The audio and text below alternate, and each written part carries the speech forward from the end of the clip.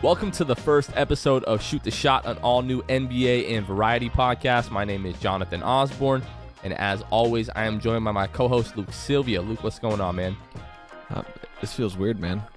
Feels weird. Right? I didn't get the what's going on, Orlando Magic fan. I didn't get any of that. So Yeah. it's interesting, right? I mean, it's a whole new journey. Adding this to our weekly schedule, where we're going to be bringing you guys just an extra episode. Essentially, they're not always going to be longer. Sometimes they might be 20 to 30 minutes, but knowing us, they might not be. Probably won't be. Probably it won't be with the normal 6-man show that releases on Monday to you guys. That one tends to go longer just because we don't stop talking. So I don't know why I expect this to be too much different, Jonathan. Yeah, well, if you guys, this is your first time listening to us, Luke and I, we usually are part of a show that we call the 6-Man Show, where we really just cover the Orlando Magic. But we want to do something a little bit different, so this is going to be our new Thursday show, again, which we're calling Shoot the Shot. We're going to talk, high-level NBA stuff, and then we'll also just talk about whatever else we want.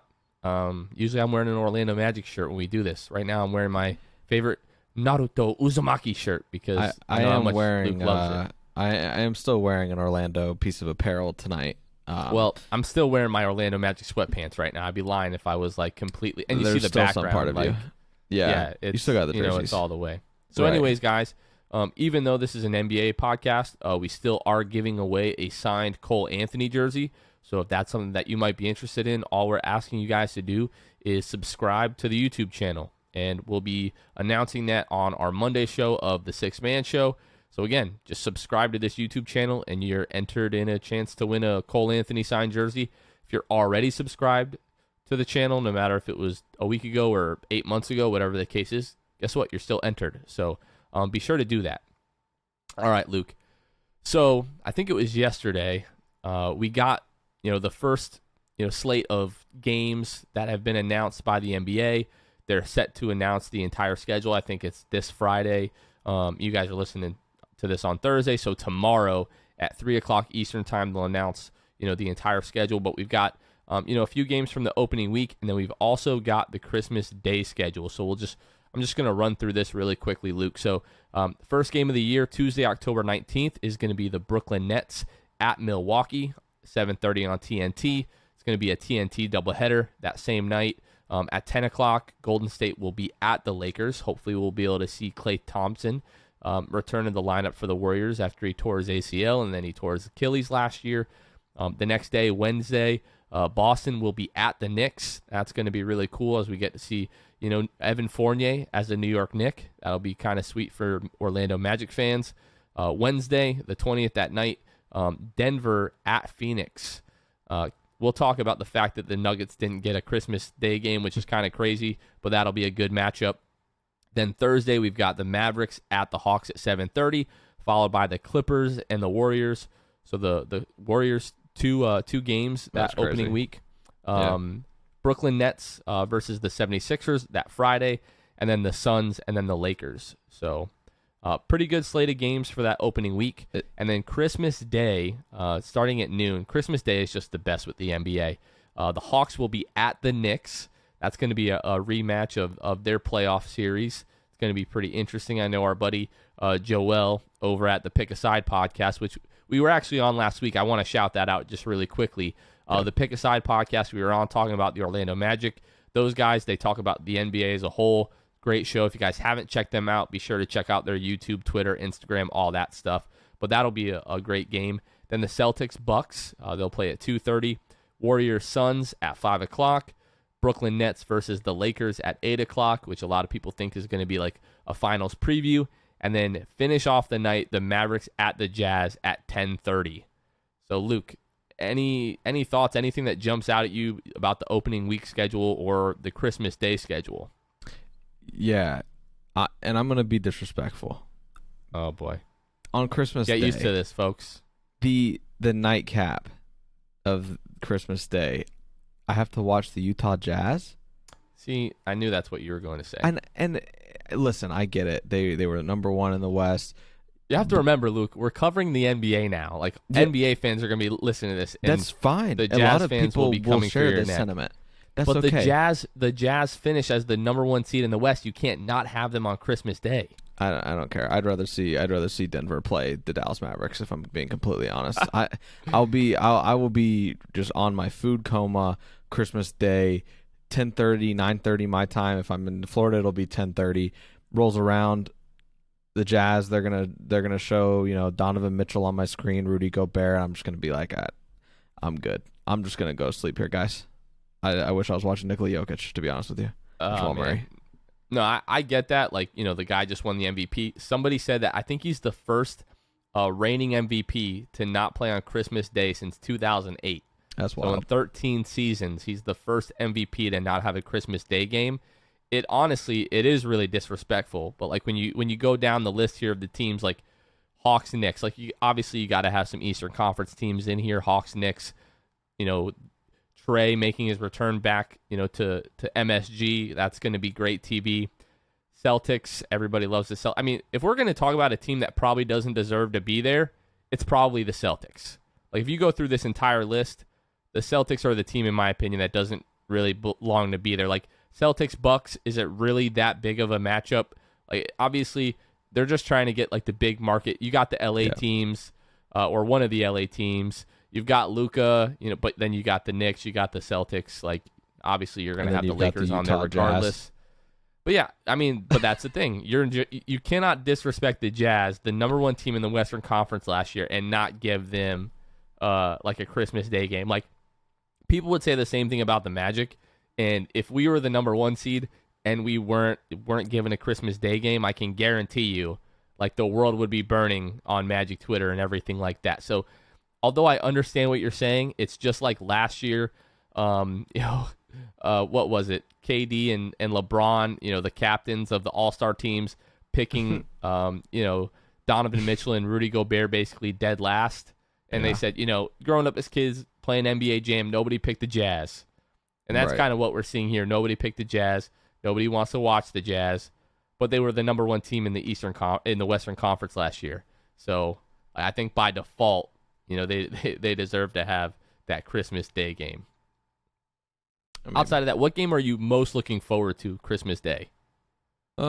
Christmas Day, I mean, any game, honestly, the Hawks and the Knicks is going to be a lot of fun on Christmas Day. I think at MSG, the last time Trae Young was there, we saw what happened. Trae Young turned into a man in that series against the Knicks. And I am excited about that. I think Golden State and Phoenix, I think it'll be a good way to, a good barometer for the Suns. Obviously, at that point, we'll know. There was just some people kind of talking a little reckless about the Suns, saying it was a little fluky that they made it to the NBA Finals, and it'll be nice to see. Hopefully, Klay is healthy. And at that point, we hope that he's healthy opening night, but I'm hoping he just stays healthy and we get to see that game. I mean, there's really not a bad game on here competitively. Brooklyn Lakers, I mean, that's the easy answer, right? Don't you feel like it was a little fluky?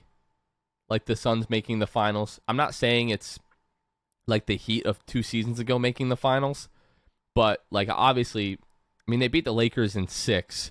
LeBron wasn't really healthy.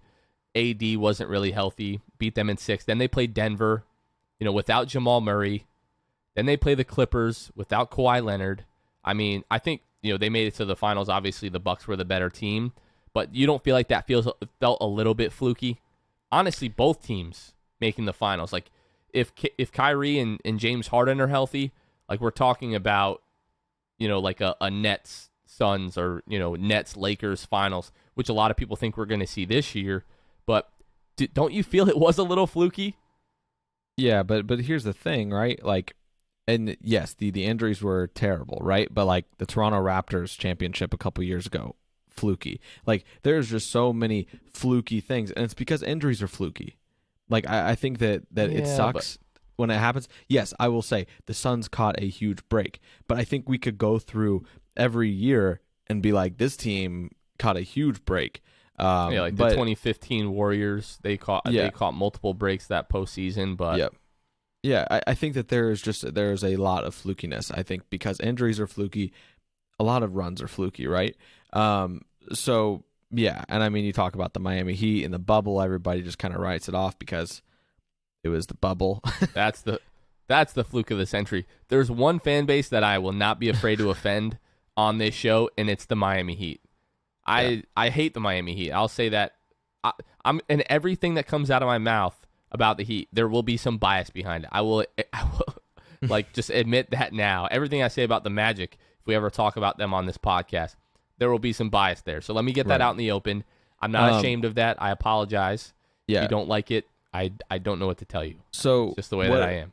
What I will say about Phoenix, and this will be the last thing that I say about Phoenix, and then I do want to make a note about Christmas Day schedule and number 1 seed's not playing or playing. So one thing I was really impressed with was just the fact that the Nuggets beat Portland 4-2 in that series without Jamal Murray, right?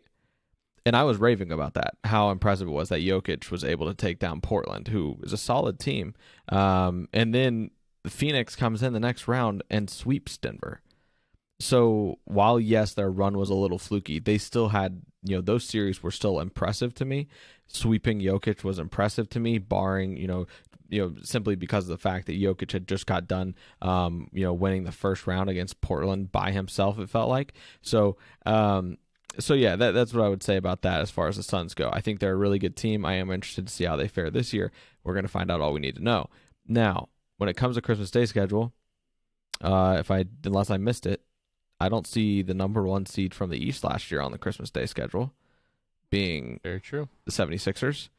I don't see, like, granted, so what they should have done with the Jazz is what they did with the Sixers. Give them opening week prime time somewhere, right? I don't care if you're putting the Jazz up against the Suns on October 20th. The 76ers have the Friday night game 7:30 on ESPN versus the Nets. So that is a big primetime game, but like Christmas Day is as primetime as it gets. Yeah. You know what? Guess what? Start a game at 9 o'clock in the morning, Christmas Day. I really don't care. Like that's not great for the NBA players. I understand that, but me, I would watch it. Like I would be open in presence, watching the 76ers play the Nuggets or moms would be whoever. Yelling at all of their sons and daughters who are watching. Yeah, of course. But it kind of sucks, that we don't get that game. And wait a minute. Did I hear this right? The NFL is playing on Christmas Day this year. Did you? Did you hear that? I'm pretty sure I might have got fake Wojed or whatever on Twitter. I'm gonna Google this right now. NFL Christmas games. Yep, the Browns play the Packers at 4:30 and the Colts and the Cardinals. What in the hell do you think you're doing, NFL? You dominate the entire year. We can't even watch playoff games. You get Thanksgiving. We can't watch playoff games during the NFL draft, okay? Because everyone's watching the draft. Everyone's talking about the draft. Christmas Day is the NBA's thing, okay? Back up. That's just ridiculous. Like, that should not be allowed. Because I can tell you what's going to happen right now. People are going to be watching the NFL and not the NBA. That's just the way that things go. Yeah. I'll be watching the NBA. I'll be checking my fantasy scores and everything like that on my phone. And, I might flip over and see what's going on. But, that's just honestly really disrespectful. Like, if I'm Adam Silver, I'm giving Roger a call and be like, bro, really? Like, is this completely necessary? You go to 18 weeks, and now you got to play on Christmas. Just ridiculous. What time are those games at? Let me go back to that. 4:30 Eastern. 4:30, and I think... And 8:15. Did I say 8:15? Yeah. Yeah, 4:30 and 8:15 Eastern time. So that Packers game 4:30 is 30 minutes prior to Golden State Phoenix, which is probably the game that I'm second most excited for that day. Well, and then your next one, 8:15 for the NFL. That NFL game is coming on right at the same time as the Nets and the Lakers. That's going to be the true testament. That's where we will know where this country stands. Forget about your political side. That's where we're really going to know where the country stands, whether or not people are watching the Nets and Lakers or they're watching the Cardinals. I wonder what... Let me find out that you watch the Colts and the Cardinals over the Lakers and the Nets, honestly, by the way. That's honestly ridiculous. I can't even find what network that's going to be on the Christmas Day games for the NFL, but regardless... Fox, NFL Network, Amazon. Interesting. Oh, they're going to put the games on Amazon. That's actually... Oh, man. All right, well, whatever. We can say goodbye to, Christmas being the NBA's day. Yeah. I hope not, but that's a load of crap. All right, let's switch gears here, Luke. Okay, so today an interview came out of Draymond's I guess interview series that he's doing, or podcast. Was it called Chip I or don't know something what it's like called. that? It's called The Chip. The Chip, with Bleacher Report, I believe it is, and he had Kevin Durant on. And the highlight, I think it's like a 25-minute interview. Yeah. The highlight of the interview was Draymond straight up asking KD. I'm sure it had to be very tense in this room.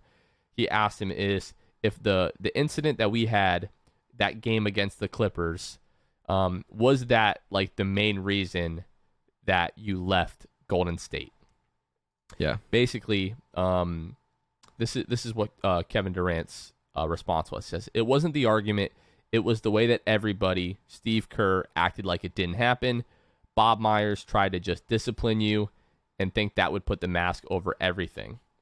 Now, Draymond is saying basically like they get off the plane, back to San Francisco, and they put him in a room for like an hour and 45 minutes talking to him, telling him, what you did was wrong and that he needs to apologize to Kevin Durant.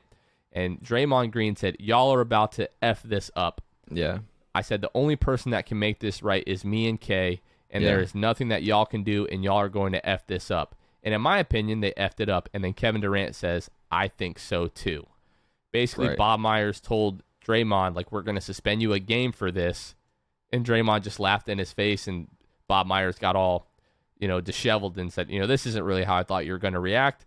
And Draymond told him, he said, well, I'm either going to laugh in your face or I'm going to curse you the F out. So I'm going to laugh in your face. And, both of those guys, they talked about Draymond Green and, Kevin Durant's little hiccup that they had. And they compared it to, The Last Dance, the Michael Jordan documentary, where they're talking about the Bulls and Scottie Pippen not getting the last shot when it was given to Tony Kukoc, and how he basically said, all right, then I'm not going back into the game. And then everybody in the locker room after, like, just went all in on Scottie Pippen, telling him how messed up it was. Yeah. And both of those guys thought that that's what not the Clippers, that's what the Warriors needed to do. Just hash it all out in the locker room, say what you need to say, make up, and get past it. And the fact that the Warriors, head coach and GM kind of got involved, it just kind of created this wedge that over time just was, basically irreparable. So, Luke, what did you think about that? Do you think that this is really how it all went down? How do you feel? Yeah, I mean, I would say that they definitely had that meeting, right? That, I don't know if it was an hour 45, but I'm sure Dre has his details all in a row here while he's talking about this, because he knows they're going to hear about it. They know that that's going to be all that Bob Myers and Steve Kerr hear about this interview, is the fact that they went in on them, which is wild when you think about the fact that Draymond is still in the organization. I'm sure that they know where he stands. Draymond makes sure everybody knows where he stands. So I'm sure it won't really be a surprise to them, but just the fact that they took it to this level, where it was like a Kobe Shaq type interview, right? Like a man-to-man thing. And it turned completely, because at that moment it did feel like Draymond and KD versus each other. And now it's just turned completely. What is always so interesting to me, Jonathan, is the fact that like Draymond is in there just like laughing in Bob Myers' face, a man of high regard in the organization, just laughing. But the other thing that I looked, there's a 15-year age difference between the two of these guys, right? My brother, I was an oops, between right? Bob Myers and Draymond. Yes, yeah. Okay. So that's the age difference between them. Me and my brother, Jared, my oldest brother, is 12 years older than me. So there really isn't that much of an age gap between the two. So you got to really understand, like, and really make you think, because it made me think, like, what's their relationship actually like? Is it more like a brotherly relationship, or is it like where they're willing to call each other out? Because very clearly Draymond told him, like, I guarantee you it's not the first time Draymond has laughed in Bob Myers' face. I guarantee you it wouldn't have been the first time that he cussed at Bob Myers. So like, none of this should be surprising, but I was listening to it and I was like, whoa. Like, they just kept going deeper and deeper on it, and they went in on them together, like Draymond and KD. And if you remember the final moments of regulation in that game, Jonathan, where that whole thing happened, it was essentially Draymond and KD essentially run into each other for the rebound, basically, and Draymond just takes it. And KD's like yelling for the ball. like clapping, like Yeah. give me the ball, as he should be, by the way. And so Draymond goes down the court, and to make matters worse, he didn't even get a shot up. He just turned it over. And I remember watching that the next day and just laughing. Like, that is hilarious. That is so funny to me because I already hated Kevin Durant at the time, right? So for KD to not get the chance to win this game at the end of regulation, it was cherry on the top for me. And that interview, by the way, I would encourage you, Jonathan. I know you said that you watched kind of that snippet there about it. That whole 24 minutes is really interesting, like how they conduct it. And I saw that pointed out this way was like, these are the two guys, like the best friends in life who didn't know that they couldn't room together and live together until it happened. I saw that. And now that they're apart, now they're like best friends again because it just wasn't good to live together. And Draymond told him in the interview, he said, you know, we win back-to-back championships, right? We win back-to-back rings. And he said, that third year, we could all tell you didn't care anymore. Like, there was a part of you that wasn't there anymore. And KD was like, yeah, that's what the media says, blah, blah, blah. But it was interesting to me that Draymond has even bought into that narrative, that, like, KD didn't care. And I mean, if anybody would know, it's going to be the guys that are in the locker room. Right. And so that was interesting to me. There was one other part at the end where Draymond point blank was like, you going to have any kids? Like, do you want kids? KD's 32, right? So, like, the clock's ticking unless he's, you know, getting with a younger woman. To be fair, the clock is never really ticking on a man. Luckily, like, you could be 70, 80 years old. Hey, it just gets as weirder. long as that thing works. It gets weirder because you're going down. I mean, of course it gets You're going weird, lower in age.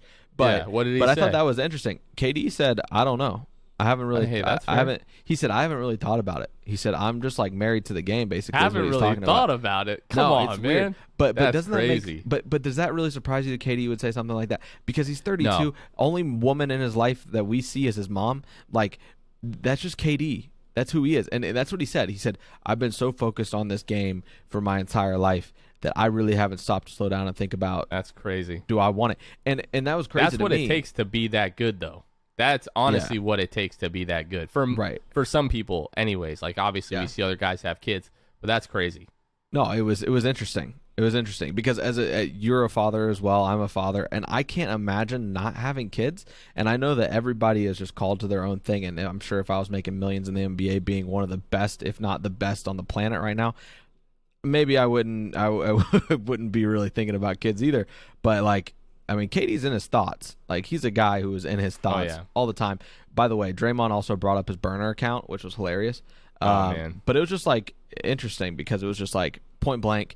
Yeah, you know, this was around the time we found out about your burner. Steve Kerr apparently like had these multiple conversations about, you know, how he admires LeBron. They didn't say this in the interview. I read about this later, but how Steve Kerr, you know, admires LeBron because when he went to Miami, he shut everybody out. And when it was time to get serious, it was time to get serious. He stopped using social media during the playoffs. Like, he did all those things. He said, that's what I admire about LeBron, and I need you to lock it in like LeBron. And KD on Twitter has said in the last few days, I think it should be encouraged to engage with my fans. I want to do that. I want to do that. I think it should be encouraged. So it's just really interesting, like how LeBron and KD are two of the best at what they do, but they are so polar opposite about things. Don't get me wrong. Like, LeBron's been petty about stuff before, obviously, but when it comes to social media, things like that, there's a list. There's a laundry list. And this is what I'll say. I am not the biggest Kevin Durant fan in the world. I don't like what happened with the Golden State and, you know, Oklahoma City and like being up 3-1 on those guys, and then you lose, and then you go and join them and everything. I just didn't really care for that. I know there's a lot of people that feel that way. And the fact that, like, this is the thing that I'll say about Kevin Durant is when he decides he wants to do something, he doesn't care what anybody else says. He doesn't care what anybody else thinks. Stubborn dude. And he doesn't change his mind. Like, it would be really easy for him to be like, you know, like, because he's staring a championship in Brooklyn in the face. Like, he's looking directly at it. Like, I would be shocked if you tell me over the course of the next 2-3 years those guys don't at least get one. You know what I mean? Like, he's staring that in the face. And it would be really easy for him right now to be like, you know what? The way I left OKC and went to Golden State, that was wrong, you know, but now I'm about to get one here in Brooklyn. And it's going to be a little bit different. You know, obviously he has a super team. People are always going to feel a certain way about super teams and winning championships that way.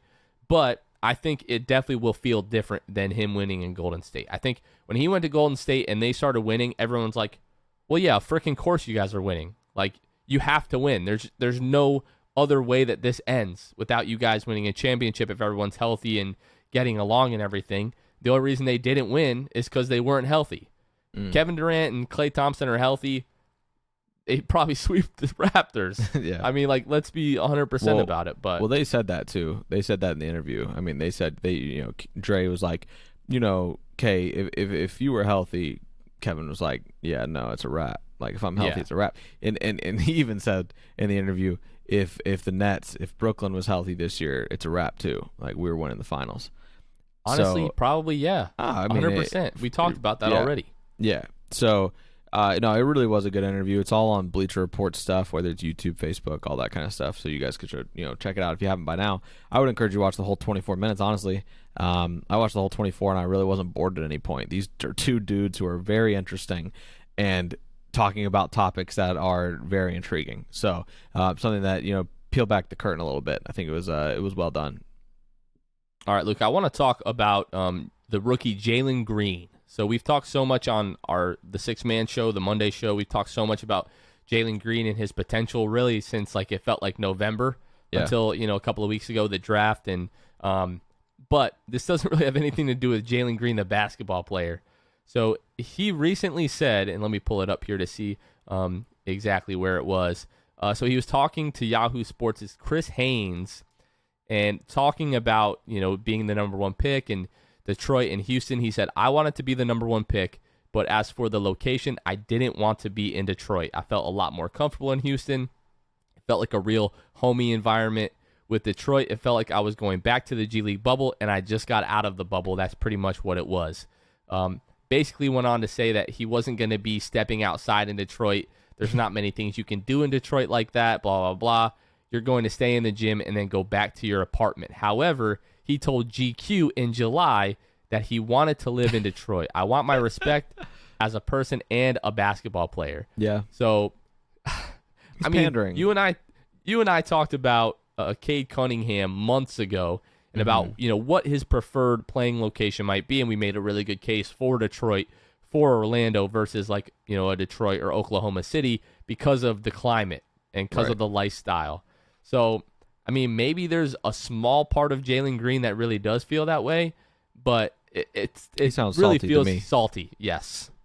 Yeah, no, for sure. And obviously, saying that the GQ or whatever, like prior to the draft, he's going to say whatever he can to try to get himself drafted number one. The fact that he, is talking about, he's willing to go that far back on what he said just weeks ago about how, I want to live in Detroit, yada, yada, yada. And now he's like, nah, I wouldn't be doing anything there. I'd just be working on my craft, and that's it. That's all I'd be doing. So, a little weird, right? Like, just it didn't sit well with me, honestly. It was just kind of like, why are you saying all this? Like, nobody's asking you to say this. You just look like a clown right now. Like, talking about how, I would have loved to go number one, but Detroit, forget that. Do you think the first time Jalen Green, I think it's so funny. The first time Jalen Green rolls into Detroit, those Michiganders, they don't. It's gonna be LeBron lightly. Going back to Cleveland. He's gonna get batteries thrown at him. It's gonna be terrible. We're gonna find out that night if he regrets saying it, because if he goes into Detroit and he has a bad game, if he goes into Detroit and drops 50 and pulls the Kevin Durant stomping on Lucky. Yeah. And he just stomps on the Detroit Pistons look. It could go either way, man. Malice at the Palace 2.0. Oh, have you watched that documentary yet? So I watched really good. I watched first 30 or so minutes, 30, 40. Mm-hmm. Lauren and I watched it because Lauren wasn't super familiar with Malice at the Palace. Man. So we were watching it, but if anything basketball related is keeping Lauren's attention, it's interesting. Yeah. It was an interesting, documentary, and I was able to kind of Do you remember it as a kid? Do you remember when it happened? So I don't obviously remember that night. I remember the next morning. ESPN Sports Center. ESPN. I'm getting everywhere. ready. I'm 8 at the time. I'm getting ready. I'm starting to get into sports as a whole, and I'm getting ready for school. I'm watching Sports Center in the morning, and I remember just being like, "What? Yeah. Why? How did that happen?" But when you look at those lineups, man, it's not surprising. I mean, you look at who they had, and they lay it out really well as far as like the dynamic and how you think like during the documentary you're watching, and if you don't really remember everything, or regardless, you're just kind of in the moment. You're thinking, man, they added him. They can't get any worse. And then in comes Steven Jackson, and it's like, oh no, that's why this happened. Yeah. So I mean, man, that Ron Artest, meta world peace, whatever you want to call him. I mean, it's always nice to be reminded that like you're not so crazy, because those dudes are wild. All right, this is what I'll say though. They did a really great job with the documentary. For some reason, I thought it was a series, and then like as they're fleshing out the entire thing in the first episode, I'm like, oh no, this is like this is going to be a one-off thing. But this is what I'll say. They did a great job of really pointing out the fact that it was really the fans' fault. Oh yeah. Like, and first of all, I thought I was going to see some remorse out of that guy who threw the cup, but like he obviously throws the cup, and then in like the subsequent weeks, he's like, yeah, I threw the cup. Like, oh my gosh, it was amazing. Like, he's bragging about the entire thing. He's so crazy. Yeah. Yeah, and then you see Ron Artest run into the stand, and you just see the dude hit the Olay. Yeah. Like, get out of the way and let this poor innocent bystander just get the crap beat out of him by Ron Artest. And and then he grabs him, of course, but it's like, bro, a little bit too late. Like, this dude just caught a punch right to the mouth. Yeah. Because you threw a cup and then just let Ron Artest run right by you. Yeah. And then, was it Jermaine O'Neal who just decked him? Was it Jermaine O'Neal? The guy that threw the cup? I don't remember that. I think the thing I remember more than anything from that is the sliding Jermaine O'Neal punch to the guy right in the face. Oh, no, because I'm pretty sure it was Jermaine. If it wasn't Jermaine, it was Steven Jackson. But I think it was Jermaine, because I remember thinking, oh my goodness, he almost had another one. Because when Artest runs into the stands, right, you just see it, and I don't know I think they might have slowed it down at one point, like right after that. But dude just laid into one of those guys, and I'm assuming it was one of them that threw something, but who knows? I mean, you're not making out much going on in there, and so you're just seeing bodies just go down. Yeah. It's like Lauren and I are sitting there, and Lauren is like, how dumb do you have to be to provoke those guys? Like, those guys are going to murder you. And that's what they said. They were talking about how Jermaine, if he would have landed that punch on the guy when he slid, like, that guy's dead. Oh, my gosh. He did land it, though. Like, he still makes solid contact. It wasn't... Right, and he still slid. Oh, so if he didn't slide, it's game over for that guy. I'll never forget that. And he said, my favorite part of that whole thing, though, Jonathan, real quick, because he said the guy who got hit that they were interviewing, he was like, man, he just came out of nowhere and sucker punched me. I'm like, no way. No way, dude. You walked right up and squared up like you were ready to go. Regardless, you're getting laid out. Unbelievable. Well, hopefully when the Rockets play Houston in Detroit, it won't be another Malice in the Palace. No. All right, last thing that we wanted to bring up before we just get into some random talk here. So NBA 2K announced a decent amount of their ratings today. Obviously 2K does this every year. Well, they'll release a little bit of the ratings over time. Luke, really the craziest thing that jumped out at me. So they went through a few different countries. They went through Germany and the top German players 2K ratings. They went through France. They went through Spain, and then they went through Australia. And the top ranked NBA 2K player, and I don't remember what his rating was last year, so I can't really speak to that. But Ben Simmons being an 84, that just feels really disrespectful. Now, after the 76ers lost to the Hawks in the playoffs, there's been a lot of Ben Simmons slander. Apparently, he's not talking to the 76ers and wants to be traded and all of these types of things. But Ben Simmons being an 84, like 86, am I wrong? Sure. Okay, well then it's not that much of a drop off, but I don't know. Like Joe Ingles is the second ranked Australian player, and he's at an 80. And you're telling me that Ben Simmons is just 4 like rating spots better than than Joe Ingles. Yeah. Like if we look at some other ratings here, like let's go ahead and we'll look at like Germany. So Dennis Schroeder is a 79 and Daniel Theis is a 76. So I guess 2K's ratings, a few points really isn't that big of a deal. If we look at like the top NBA 2K ratings, LeBron is a 96, Damian Lillard is a 94. So, I mean, I feel like I feel like Ben Simmons is more than 4 rating points better than Joe Ingles, but like you said, he did have a slight decrease in his ratings. Do you care about 2K ratings? I usually don't, but when I saw that, I was like, wow, that's interesting. Ben Simmons is an 84. LaMelo Ball is an 84. Yeah, that's kind of wild to me. That is it though.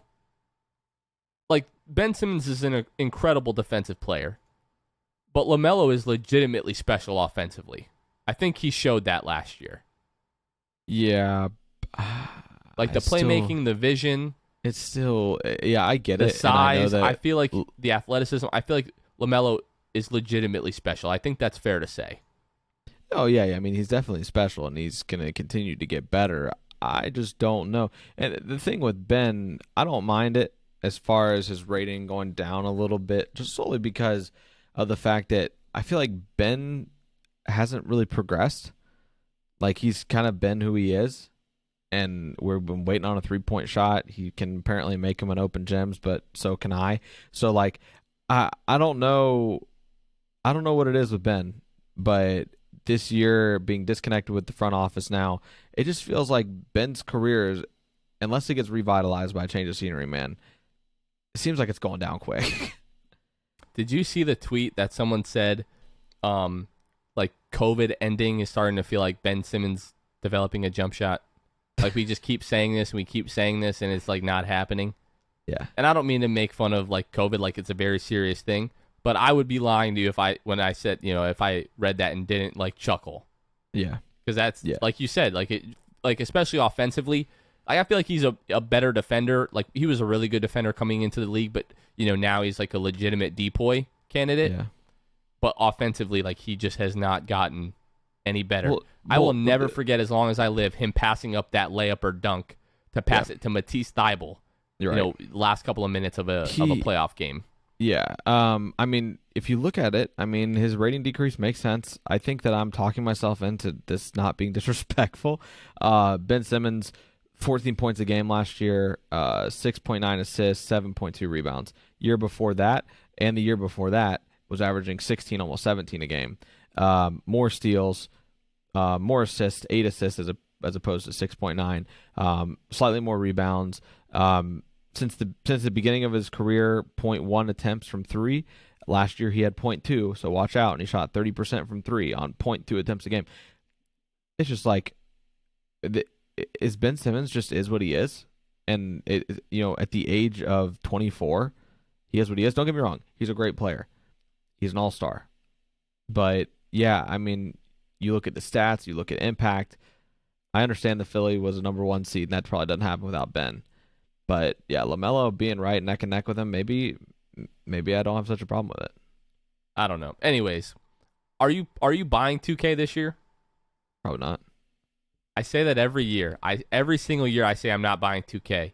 And as soon as it goes on sale, you know what I do? You purchase that 2K. Bad boy. Yeah. It really, this is my problem with 2K. Like, I feel like the early, 20 teens, like, 2012, 2013, 2014, I feel like the my player experience was so much better because I'm not a guy that plays like the park. I'm not, when we talk about video games, I'm not the kind of guy that like, I don't buy games necessarily for like the multiplayer and stuff like that. I really buy them like for the single player game where I can pause it whenever I want. I have kids, so it's easy if my wife needs something or the kids need something. I just hit pause, I walk away. I really play games for, the story and things like that. When it comes to 2K, the offline my player experience has all but completely disappeared. The fact that, you're so encouraged to buy VC for one reason or another. I don't have time to sit there and play through, 3 82-game seasons plus the playoffs, plus they want you to do like practice and all these crazy things in 2K now. I don't have time to play 3 seasons before my guy is just absolutely disgusting and I'm just winning the championship every year. I don't have time to do that. So I'm forced to drop, $50, $60 on VC.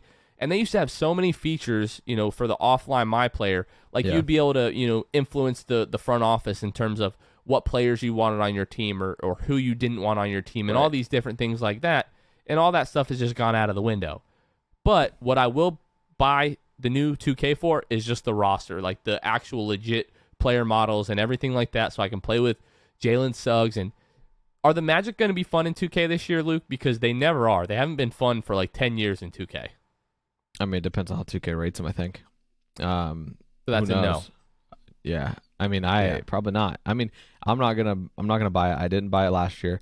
And this is coming from someone who played religiously. I went from NBA Live to NBA 2K like 11 and played it all the way through whatever it was 20. And I played it. I mean, that's where I met one of my best friends, Brandon Ronowitz. I met him playing Park 2K with a mutual friend, and now we talk every day. So I'm grateful for 2K. Don't get me wrong. I'm grateful for the friendships that I made doing that and playing online and stuff. But it just came to a point, man, where like you said, like I've got kids now. Like I've got a kid now, and so the ritual for me was especially kids. You said kids. Is there something that you need to announce? No. Oh, okay. No. No. Yeah, but it would become like a ritual for all of us. We'd pre-order 2K, we'd get it early release, we'd spend $70 on VC, and so our players could be maxed out to like an 87, 88 overall, and then we would just kill kids in the park. Don't get me wrong, I loved 2K. 2K was one of the things that got, besides Call of Duty, got me into video games and kept me playing video games. And, to the point where, like, in college, people would come over, and they would come upstairs and want to play me in 2K, and I'm absolutely waxing these kids left and right, Jonathan. It's ridiculous. But it was... So humble. Yeah, absolutely. So, listen, what's the point of competition if I have to be humble, right?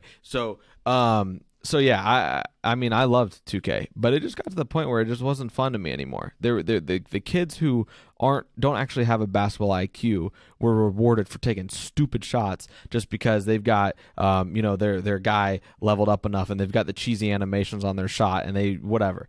So and they've got the badges and right, exactly. It's just so much of a grind for it to be fun now. It's just not fun.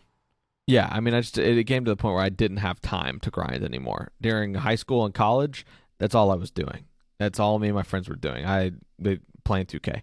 So, yeah, I think this will be the second straight year I don't buy 2K. And honestly, I don't know if I'll buy 2K again until maybe I'm older and my kids are older and it's just, I have time to unwind and I can just, finally find some joy in single player. But I'm also a multiplayer guy. So, it's not worth it if I don't have time to play it enough. So. Yeah, I think this is, and we plan on talking about video games, kind of towards the end of the podcast here, anyways. But I feel like it's like, it's an epidemic in video games right now. The microtransactions. Yeah. Like we've obviously with sports games, it's hard because every single year they come out with air quotations, a new game. Like every year there's a new Madden, there's a new NHL, a new NBA, MLB, all of these games. But it really like. I play MLB The Show every single year, and to me, like they actually make improvements and upgrades in the game every single year. That's what it feels like. With Madden, with 2K, especially like the last 5-6 years, it just feels like the same game over and over and over again. And all they're doing is they're giving you these new features that really aren't that great anyways, and they're giving you an updated roster. And it really feels like that with 2K, especially when you start talking about the microtransactions. My player VC, my team, you talk about like Madden Ultimate Team and all these other kinds of things that they've added into the games. And then even, it's gotten into games like, Fortnite and Call of Duty with like the loot boxes and the new seasons and the new battle pass. It's all about, okay, I've already spent $70 on this game. And then every couple of months you're telling me I need to spend another $15 or every year, like you said. Pay for 2K. Some people buy like the deluxe edition that comes with like 100,000 extra VC, or if you buy the standard edition, you're still stuck, like you said, dropping $60-$70 on VC just so that your guy is respectable, so that you can go into the park and have fun. I'm dealing with the same thing right now. I'm a long-time World of Warcraft player. I know you don't play World of Warcraft, so this is going to go in one ear, one out the other. But I've been playing World of Warcraft for like 14, 15 years. And it's gotten to the point with them where it doesn't really feel like they care about what the players want. Like they're just implementing these ideas that they think are going to be fun. And, it just feels like every game now, for the most part, is just out to get your money. Now, we were going to talk about like what game are you playing right now? The game that I'm playing right now is Final Fantasy 14. anybody knows me knows that I'm a huge Final Fantasy fan. Final Fantasy 7, 8, 9, 10. Final Fantasy 10 is my favorite game of all time. I still play it religiously to this day. Last month was the 20th year anniversary of Final Fantasy 10, and I still play the game like at least every couple of months for a few days or so. Final Fantasy 12, Final Fantasy 15. I'm finally playing now Final Fantasy 14, which is the MMO version of Final Fantasy 14, and I've been playing the absolute crap out of that. The story is amazing. The gameplay isn't quite as polished as World of Warcraft from a combat and MMO standpoint, but I'm just having so much fun with that game. If you guys are playing Final Fantasy or haven't, this is going to be a spoiler alert, so you might want to skip ahead a little bit. I'm most of the way through the Heavensward expansion, the first expansion in Final Fantasy, and Haurchefant, one of my favorite characters in the game, last night sacrificed himself and died. No, not and Haurchefant. As he's dying, yeah, Haurchefant, bro, R.I.P. As he's dying, like the blood is coming out of his mouth, and he's like, he tells you like, oh, don't look at me like that. Obviously, your character's all upset. His homeboy is dying, and he says, "A smile better suits a hero." As he's dying, Luke, this is what he says to me in this game. Feels. Just broke my freaking heart. And then you got to basically go tell his family that he just died, and like his brother and his father, they're all breaking down. It's just great writing. It's a fantastic game. If you guys, are upset with World of Warcraft like I am, and you're looking for a game to check out, try out Final Fantasy 14. I'm having an absolute blast. Luke, what game are you playing right now? I am playing a game that is a few years old right now, and I'm having the most fun I've had in a long time playing video games. I'm playing Halo 5, and it's because, like I thought about this, Jonathan. You and I both love video games. Yes. We both are very passionate about video games and are thankful for video games. But there is Did you know how much more Sony has sold than Microsoft? I just want to say that really, really quickly. Freaking way. Like over the course of time, it's like a third of what Sony has sold. Just wanted to say that. Okay. All right. Great. Well, now there's cross-platform, and I don't really care anymore. Anyway. Fair enough. But no, what I was going to say is we both share this affinity for video games, but I can't hold a conversation about video games with you because we aren't even on the same. It's completely different genres altogether. Altogether, it doesn't matter. I don't know if there's a mutual video game besides maybe like when you played Warzone with me for 2 weeks. But other than that, dude, I don't think... Dude, it was like the entire lockdown was like 2.5 months. Anyway, but yeah, so back to what I'm saying. My video game's completely different than Jonathan's. So if you were falling asleep, got a little bit for everybody here. If you were falling asleep during World of Warcraft and Final Fantasy talk, maybe you wake back up. I'm talking about Halo 5, which released in, I think, 2017. But I'm having a lot of fun playing it. I got kind of tired of Warzone. Obviously tired of Fortnite. I got tired of Fortnite 2 years ago. And but yeah, right now I'm playing Halo 5 in anticipation for Halo Infinite, which is coming out here in a few months. So Xbox players, Halo Infinite's coming out here soon. They haven't really given a solid release date to it, but the beta is out, and they are slowly granting people access to play against like bots and stuff like that, multiplayer modes. It's going to be free, which is awesome. It's kind of that new era of free multiplayer and battle royale, that type of stuff. I think that they will have battle royale. They're going to have a battle royale? That's what I think. I think that I've heard that. Regardless, multiplayer looks sweet. I grew up playing like Halo 3, stuff like that, and just endless games of rocket launchers only and gravity hammers only, and just ridiculous game modes that Halo allows you to do. So yeah, Halo Infinite's coming out here soon, Jonathan. So I'm just no cross-platform, huh? Probably not. There's probably still sticking to Xbox. Oh, it says it's for Windows. So maybe I'll snag it. Maybe I'll play for my PC. Yeah, you probably hook your controller up to it. Yeah. I'll be playing from my PC with a PlayStation controller. That's how that'll have to work. Productive. Unfortunately, I don't have an Xbox controller, but yeah, I'm getting ready to rebuild the PC. I have a custom PC that's like 6 years old, and I just went absolutely stupid with this new one. I'll send you pictures. It's going to be disgusting. But what is it about Halo for you, and like what drew you back to start playing Halo 5? I think that I think that it's just it was refreshing for me to get back into Halo 5. I hadn't played it in years, and so I've got a bunch of friends that play with me.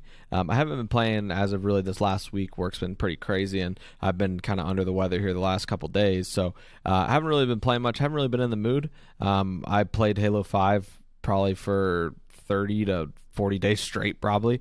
Was just playing it all the time. And I think a big part of it is that my friends play it. I really love the competitive feature. There's like a social aspect, and then there's a competitive. Social is just like, matchmaking really isn't skill based. You just get thrown in. Whereas they have like this 2v2 ranked, essentially, competitive mode. And so me and my friend would just grind that out and try to level up from, to platinum to diamond to all those kind of things. So there's a ranking system, which I love. I'm really competitive. I don't ever want to lose. I don't care if it's, Thumb Wars or Halo. I don't want to lose. So being able to see like your rankings go up, I just think they have a really good ranking system. And it's just a lot of fun. Like I said, if you get a lot of friends on the same game, it can't help but be fun. And you're all able to talk to each other. And if you're doing well, which as long as you're communicating, you should be doing well. I think that Halo has just done a really good job.